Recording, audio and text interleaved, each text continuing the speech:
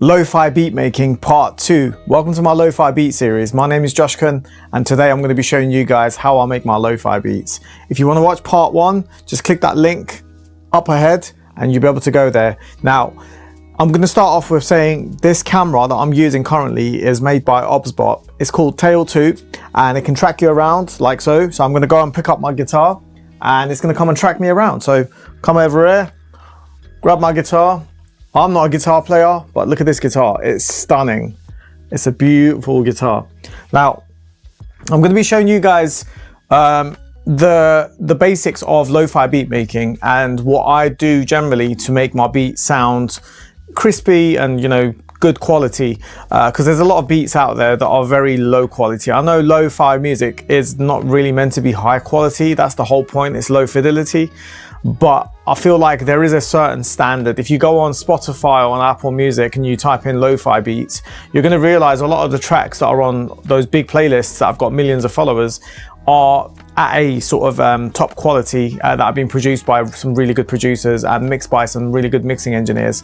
So I'm going to run through the basics and show you guys how I get up to this. And let's go when you're ready. Okay, so I've got my session loaded up. I'm going to show you guys what I'm doing currently, so you can have a sort of good idea of what's going on. This is what this track sounds like so far.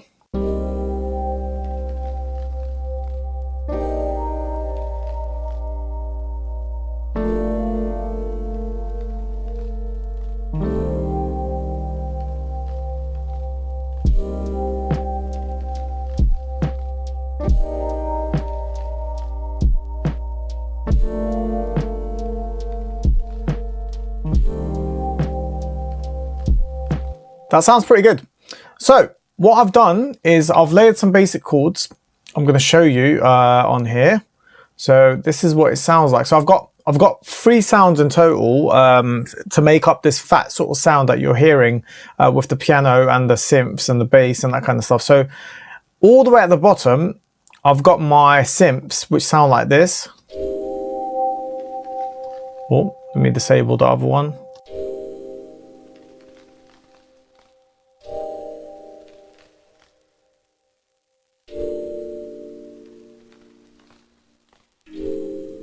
So that's the synth, that's all the way at the bottom. You can just barely hear it in the background. Then I've got my piano sound, which sounds like this.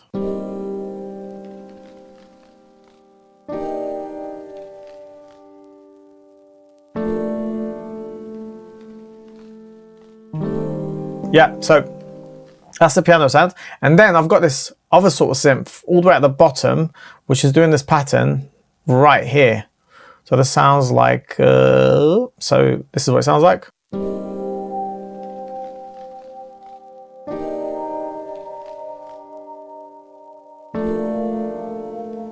Okay, and then finally I've got my sub bass, which is over here. Just following the root notes, and that's pretty much it. I've kept it pretty basic, to be honest, and I've done that on purpose just because lo-fi is meant to be basic. So okay, and then going on to the drums, I've set up a basic sort of drum pattern with some just 1 kick, 1 snare and 1 hi-hat. Normally I do layer my sounds, but with this track it really didn't need it. It just sounds good as it is, so I'm just going to keep it that way. So I'll show you.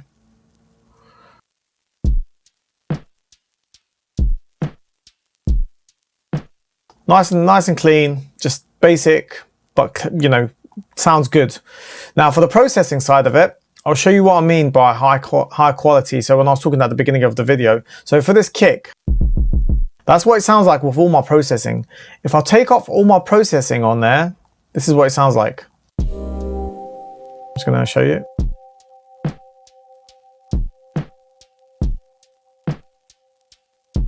So as you can see, it sounds very dull and very weak. After enable my my drum strip by SSL and my Pro Q4, this is what it sounds like. So now it's got a lot more oomph on the bottom end. It just sounds a lot more fat. And on speakers, especially on car speakers or in the, you know, in sort of big club speakers and stuff, even though lo-fi is not club music, it will sound good. And it will also cut through on your iPhone and that kind of stuff, because it's got quite a lot of low harmonics on it. So that's the kick, snare. That's what it sounds like.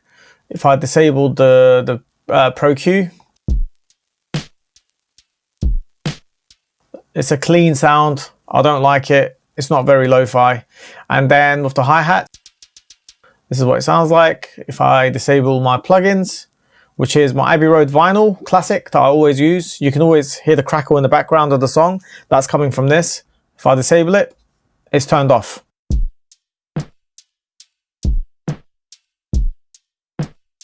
Now you can hear the hi-hat fiddles around and it goes up and down in velocity and also pitch. That's because I have actually automated it.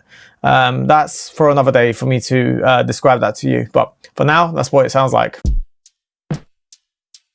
without the processing. With the processing,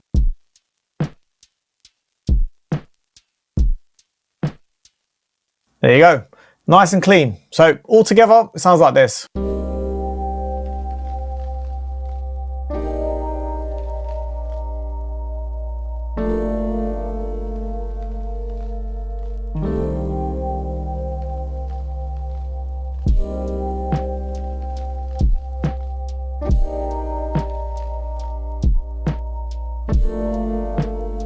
Okay, now for the next part, I want to add some guitars in. As I showed you at the beginning of the video, I did buy that brand new guitar, so I do want to use it on this track. So I'm just going to plug it in and show you guys what I'm going to be doing. So as you can see, I've loaded up my guitar with an amp. This is the Showtime amp by Universal Audio and my Arva by Waves. And I'm just going to try and find a pattern for this. So let's see.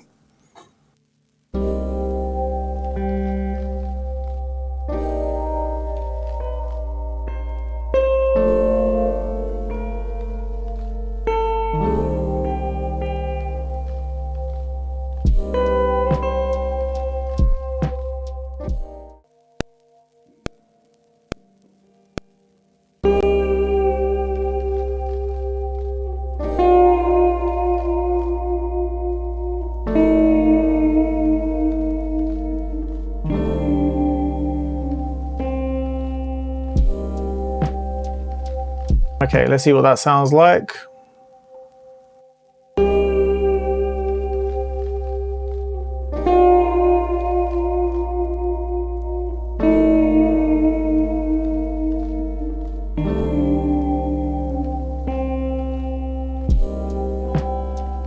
Okay, that sounds pretty good.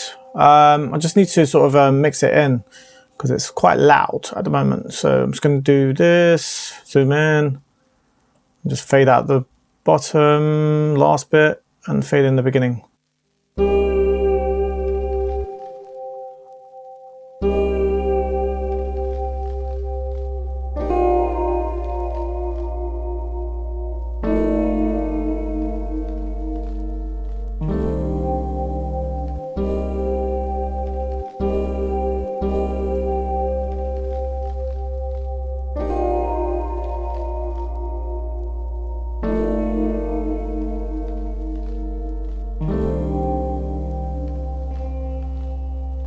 That sounds pretty good. I'm happy with that.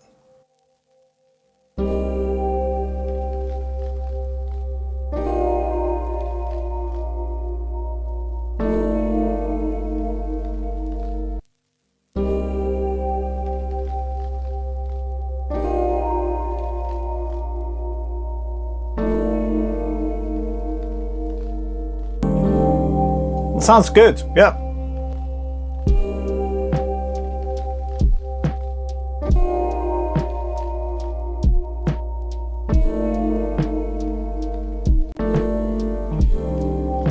Okay, that sounds pretty good to me. I'm pretty happy with that.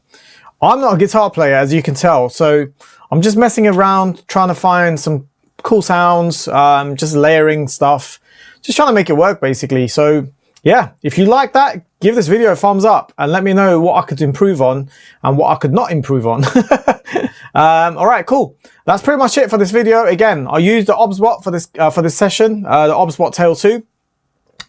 This Black Friday, there is a special discount. Use my code in the description and you can get a 5% discount off of this camera. So make sure you use that, and I'll see you on the next one. Peace out.